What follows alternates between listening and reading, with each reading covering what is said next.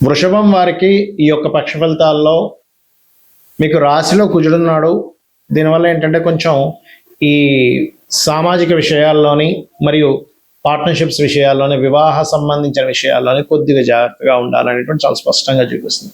మరియు మిగతా గ్రహాల యొక్క స్థితిగతులు కనుక చూసుకుంటే ధనస్థానంలో రవి ఉంటూ 7వ తేదీ నుంచి బుధుడు కూడా వస్తున్నాడు. 3వ స్థానంలో గురువు శుక్రుడు ఉంటూ శుక్రుడు 4వ భావంలో ఉండే కేతుతో కలుస్తున్నాడు. మరియు అదేవిధంగా దశమంలో రాహు, ఏకాదశంలో శని, మరియు అదేవిధంగా చంద్రుడి యొక్క సంచారం మీకు మీన రాశి ధనస్సు రాశి నుంచి 6 రాశులు తిరుగుతాడు ఈ పక్షంలో. మరి ఈ యొక్క గ్రహస్థితిని అనుసరించి మీకు ఎలా ఉండబోతుంది, ఏ దేవత ఆరాధన చేయాలి, ఎటువంటి విషయాల పట్ల మీరు జాగ్రత్త వహించాలనేటువంటి అంశాలు చెప్తుంది నేనైనప్పటికీ చెప్పిస్తుంది సాక్షాత్ లలిత అమ్మవారిగా భావిస్తూ ఆ లలితాంబిక అమ్మవారి యొక్క అనుగ్రహం మీకు పరిపూర్ణంగా కలగాలని మనస్ఫూర్తిగా కోరుకుంటూ, ఇక్కడ మీరు గమనించినట్లయితే శుక్రుడు లగ్నాధిపతి అయినటువంటి శుక్రుడు మీకు 1, 6 అధిపతి అయినటువంటి శుక్ర భగవానుడు కేతుతో వెళ్ళి కలుస్తున్నాడు 5వ తేదీ నుంచి. 5వ తేదీ నుంచి మంత్ ఎండింగ్ వరకు ఉంటాడు. కాకపోతే మనం పక్ష ఫలితాలు చెప్పుకుంటున్నాం కాబట్టి ఎట్టి పరిస్థితుల్లో మీరు కొన్ని ఆర్ట్స్ రిలేటెడ్ సంబంధించిన విద్యలు నేర్చుకునే విషయంలోని, ఏదైనా గృహానికి ధనం ఇచ్చేటువంటి విషయంలో, అంటే పలానా అడ్వాన్స్ ఇస్తాం మనం, లేకపోతే ఒక భూమి కొనుక్కోవడానికి, గృహం కొనుక్కోవడం, ముఖ్యంగా గృహము వాహనం విషయంలో ధనం ఇచ్చేటువంటి విషయంలో చాలా కేర్గా ఉండాలి. గుర్తుపెట్టుకోండి, శుక్రుడు కేతు కలుస్తున్నారు 4వ భావంలో. అదేవిధంగా 2వ స్థానంలో రవి ఉంటూ బుధుడు వచ్చారు కాబట్టి సంతానానికి అభివృద్ధి యోగం, సంతానానికి కూడా కాస్త కెరియర్లో సెటిల్ అయ్యేటువంటి యోగాన్ని ఇస్తాడు. మీరు వ్యాపారంలో ఉన్నట్లయితే వ్యాపార సంబంధం మూలకంగా కూడా ధన యోగాన్ని ఇస్తున్నాడు. ఇక్కడ కొన్ని గతంలో జరిగినటువంటి కొన్ని మిస్అండర్స్టాండింగ్స్, మిస్కమ్యూనికేషన్స్ కొంతవరకు తగ్గుతాయి. ఇంటి నుంచి దూరంగా ఉండేటువంటి గ్రహస్థితులు కూడా మీకు ఏర్పడుతున్నాయి. కొంత దూరంగా వెళ్ళవలసిన పరిస్థితి కూడా వస్తూ ఉంటుంది. సంతానం కోసం చేసే ప్రయత్నం కూడా ఫలిస్తుంది చెప్పాలంటే ఇక్కడ. మరియు కాకపోతే కాస్త పార్ట్నర్స్తోని, జీవిత భాగస్వామితోని స్ట్రెస్ ఎక్కువగా ఉంటూ ఉంటుంది.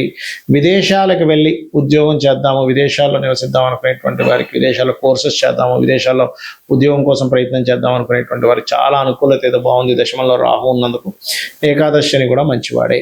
అయితే ఇక్కడ ఈ 4, 5 తేదీలు, ముఖ్యంగా 4, 5, 6, 7, 8 ఈ 5 రోజులు కూడా 4, 5 తేదీలు మీరు పొరపాటును కూడా ఎవరో మధ్యవర్తిత్వంగా ఉండి ఉద్యోగం ఇప్పిస్తారు అంటే వాళ్ళ కోసం మీరు ఏదో ధనం ఇవ్వడము, ఆ మధ్యవర్తిత్వాలను జెన్యూన్ వాళ్ళు వేరే అండి. ఎలా అంటే కొన్ని జాబ్ కన్సల్టెన్సీస్ ఉంటాయి, వాళ్ళు ఇప్పిస్తారు. జెన్యూన్గా పెద్ద కంపెనీస్ ఉంటాయి, వాళ్ళు ఇంత తీసుకుంటారు, ఇస్తారు. కానీ కొంతమంది ఏంటంటే మోసం జరుగుతూ ఉంటుంది. గవర్నమెంట్ జాబ్ ఇప్పిస్తామనో, ఇంకోటనో బ్యాక్ డోర్ నుంచి పంపిస్తామనో, అలాంటి వాటి జోలికి మాత్రం ఎట్టి పరిస్థితుల్లో 4, 5, 6 తేదీలు అసలు వెళ్ళకండి. ఇక 6, 7, 8 తేదీల్లో ముఖ్యంగా మీరు ఫలానా దానికి ధనం కడితే ఇన్ని రెట్లు వచ్చేస్తుంది, 1,00,000 కడితే 30,000 వస్తుంది, 40,000 వస్తుందని ఈ మధ్య కొన్ని మోసాలు ఉన్నాయి సొసైటీలో.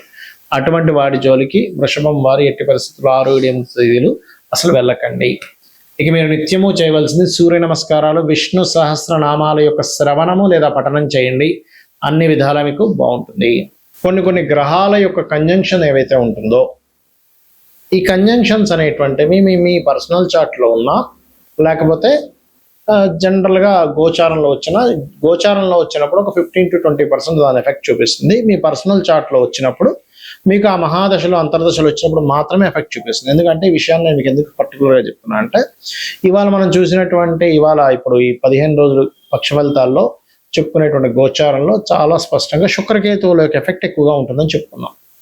సో ఈ శుక్రకేతువుల యొక్క ప్రభావం ప్రతి ఒక్కరి జాతకంలో మీకు అది కంపల్సరీ బ్యాడ్ ఎఫెక్ట్ ఇస్తుందా, మంచి ఎఫెక్ట్ కూడా ఇస్తుందా అనేటువంటిది ఒక సిస్టమ్ ఉంది. అదేమిటి అంటే శుక్రుడు ధనము, శుక్రుడు స్త్రీ, శుక్రుడు వివాహము, శుక్రుడు వాహనాలు, గృహాలు, లగ్జరీ లైఫ్.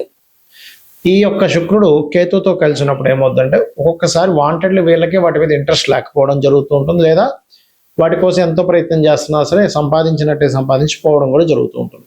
అయితే ఇది ఎప్పుడు మీరు గనక శుక్ర మహర్దశ కానీ కేతు మహర్దశ కానీ మీ లైఫ్లో ఉండాలి.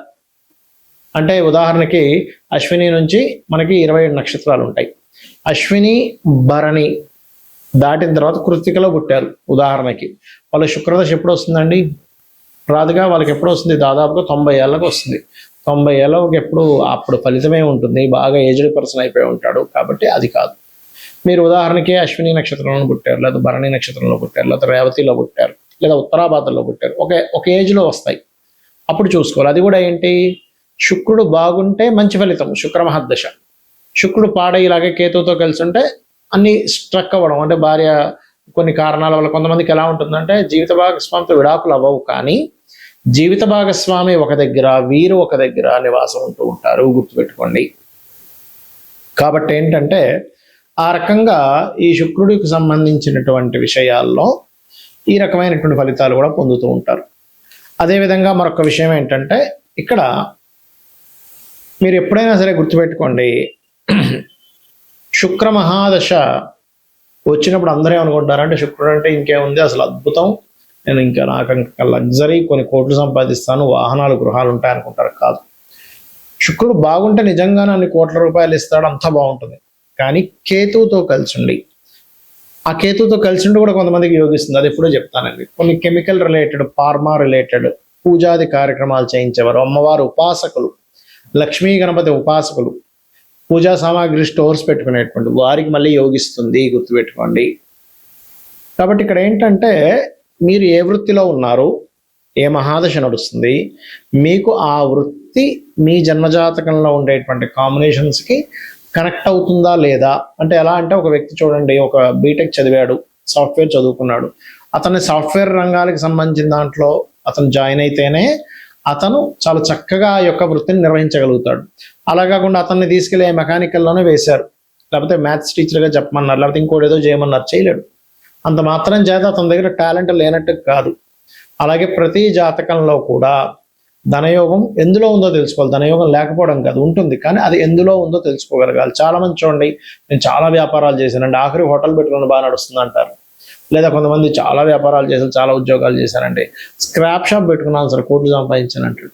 అంటే ఏమిటి, వాళ్ళకి దాంట్లోనే ఉంటుంది. మరి అంతకుముందు ఎందుకంటే అవన్నీ చేశారు, జాతకంలో ఇది ఉంటాయంటే వాళ్ళకి అవన్నీ చేసి నష్టపోయే యోగం కూడా ఉంటుంది, బ్యాడ్ పీరియడ్ ఒకటి నడుస్తూ ఉంటుంది.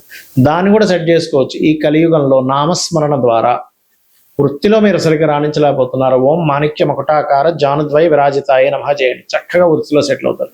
ఏమంటే ఫైనాన్షియల్గా నాకు ఎప్పుడు ఇబ్బంది ఉంది, ఓం సంపత్కరీ సమారూఢ సింధుర వ్రజ సేవితాయ నమః, లేదా ఓం ధర్మాధ్యక్ష ధనాధ్యక్ష ధనధాన్య వివర్ధిని నమః చేసుకోండి.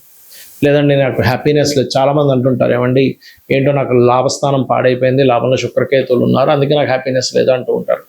అలాంటప్పుడు చాలా చక్కగా అమ్మవారి పాదాలు పట్టుకొని అమ్మవారిని ఓం ఇంద్రగోప పరిక్షిప్త స్మరతోనాభజంగికాయ నమః అనే మంత్రం చేయండి, ఖచ్చితంగా బాగుంటుంది. ఈ రకంగా ఏంటంటే ఇది కలియుగం కాబట్టి కలిలో నామస్మరణ ద్వారా మనం తరించవచ్చు, పెద్దగా ఏమి టెన్షన్ పడాల్సిన అవసరం లేదు. దాన్ని యాక్సెప్ట్ చేయగలగాలి. పూర్వజన్మలో చేసిన కర్మ వల్ల ఈ యొక్క గ్రహస్థితి ఏర్పడింది కాబట్టి నేను దీన్ని ఈ రకంగా నేను మార్చుకోగలగాలని ఒక నామస్మరణ మీ యొక్క జీవితాన్ని ఖచ్చితంగా మారుస్తుంది, గుర్తుపెట్టుకోండి. ఇక ఈ కాంబినేషన్స్ ఎప్పుడు కూడా కొన్నిసార్లు ఒక అద్భుతమైన కాంబినేషన్ కూడా ఉంటుంది. ఆ చంద్రమంగళ యోగం ఉందండి, బుధాదిత్య యోగం ఉందండి అని చెప్తూ ఉంటారు కదా. ఆ యోగం ఉన్నప్పుడు ఏంటంటే మీకు ఒకటి గుర్తుపెట్టుకోండి, ఆ యోగం పాపకత్తెరలో ఉంటే రాదు మళ్ళీ మీకు ఫలితం, శుభకత్తెరలో ఉంటే బాగా వస్తుంది. సో ఒక గ్రహం ఇంకో గ్రహాన్ని కలిసినప్పుడు ఒక యోగం ఏర్పడినప్పుడు, యోగం అనేటువంటిది ఒక రాశిలో ఉన్నప్పుడు ఏర్పడుతుంది, నక్షత్రంలో ఉన్నప్పుడు ఏర్పడుతుంది, ఒక గ్రహంతో కలిసినప్పుడు ఏర్పడుతుంది. ఆ యోగం ఏర్పడినటువంటిది మీకు ఎలా ఉంది, ఆ యోగం మీకు చక్కటి ఫలితాలు ఇస్తుందా ఇవ్వట్లేదా, అది పాపకత్తెరలో ఉందా శుభకత్తెరలో ఉందా, అది ఎటువంటి ఫలితాలను ఇస్తుంది. కొన్నిసార్లు కొన్ని యోగాలు ప్రదేశం మారితే మంచి ఫలితాలు ఇస్తాయి, కొన్ని యోగాలు ప్రదేశం మారకుండా ఒకే దగ్గర స్థిరంగా ఉంటే మంచి ఫలితాలు ఇస్తాయి, కొన్ని యోగాలు విదేశాలకు వెళ్తే మంచి ఫలితాలు ఇస్తాయి. అలా ఏంటంటే ఆ యోగం ప్రదేశం మారడం వల్ల ఉందా, మారకపోవడం వల్ల ఉందా, ఏ వృత్తిలోకి వెళ్ళడం వల్ల ఉంది, కొంతమందితో దూరంగా ఉండడం వల్ల ఉందా, కొన్ని పార్ట్నర్షిప్స్ చేయడం వల్ల ఉందా, కొన్ని పార్ట్నర్షిప్స్ చేయకుండా ఉండడం వల్ల ఉందా అనేటువంటిది స్పష్టంగా మీరు తెలుసుకోగలగాలి. ఇలా కనుక తెలుసుకొని మీరు కనుక చేయగలిగితే, అమ్మవారి నామాన్ని మీరు స్మరణ చేయగలిగితే ఖచ్చితంగా అన్ని విధాలా మీకు బాగుంటుంది.